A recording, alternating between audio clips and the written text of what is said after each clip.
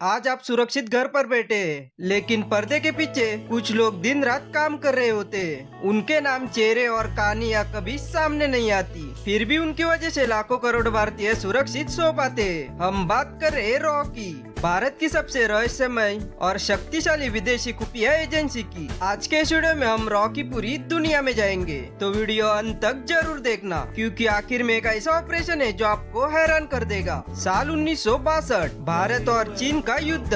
भारतीय सैनिक वीरता पूर्वक लड़ रहे थे, लेकिन खुफिया जानकारी की भारी कमी के कारण हम हार गए। 1965 में पाकिस्तान के साथ युद्ध, फिर भी वही समस्या। इन दोनों युद्धों की वजह से भारत की खुफिया व्यवस्था की कमजोरियां साफ दिखाई दे रही थी। तब प्रधानमंत्री लाल बहादुर शास्त्री और बाद में इंदिरा गांधी ने एक फैसला लिया कि देश को एक मजबूत विदेशी खुफिया एजेंसी की जरूरत है। 21 सितंबर 1968 को रॉ की स्थापना हुई। रॉ के पहले प्रमुख बने रामेश्वर नाथ काव। इन्हें भारतीय खुफिया एजेंसी का जनक कहा जाता है। काव जी ने सिर्फ 250 अधिकारियों के साथ रॉ की शुरुआत की। उन्होंने रॉ को इतना मजबूत बनाया कि कुछ ही वर्षों में दुनिया की टॉप एजेंसियों में शुमार हो गई। रॉ को सीधे पंतप्रधान कार्यालय के अधीन रखा गया, ताकि जानकारी बिना रुकावट के पीएम तक पहुंच सके। रॉ सिर्फ जासूसी नहीं करती, बल्कि भारत की हितों की रक्षा भी करती है। विदेशी देशों की गतिविधियों पर नजर रखना, आतंकवादी संगठनों को ट्रैक करना, सैन्य, राजनीतिक और आर्थिक खुफिया जानकारी इकट्ठा करना,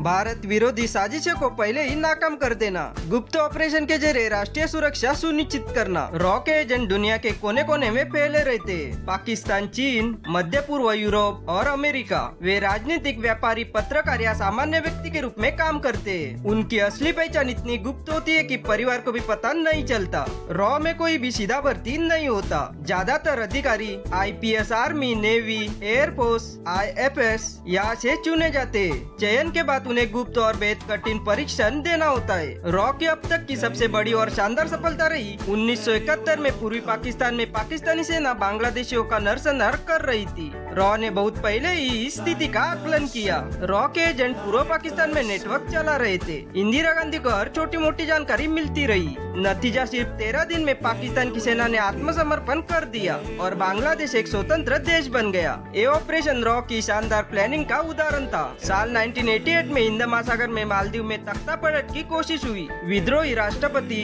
अब्दुल गयूम की सरकार को उखाड़ कर फेंकने वाले थे। राष्ट्रपति ने भारत से मदद मांगी। रॉ के एजेंट पहले से ही मालदीव में मौजूद थे। रॉ की खुफिया जानकारी के आधार पर भारत ने ऑपरेशन कैप्टस लॉन्च किया। भारतीय वायुसेना ने मात्र कुछ घंटे में मालदीव पहुंचकर विद्रोह को कुचल दिया। स्थिति पूरी नियंत्रण में आ गई। अब आया साल 99। पाकिस्तान कारगिल में घुसपैठ कर रहा था। रॉ और अन्य एजेंसियों को शुरुआत से ही संकेत मिल रहे थे। युद्ध के दौरान रॉ ने दुश्मन की पोजीशन, सप्लाई लाइन, टुकड़ियों की संख्या, राजनीति की महत्वपूर्ण जानकारी जुटाई। इस युद्ध ने साबित किया कि आधुनिक युद्ध में खुफिया जानकारी कितनी निर्णायक होती है। रॉ की कई सफलताएं आज भी गुप्त रखी गई है। इसके अलावा रॉ ने सिक्किम को भारत में शामिल करने और कई अन्य गुप्त मिशनों में महत्वपूर्ण भूमिका निभाई।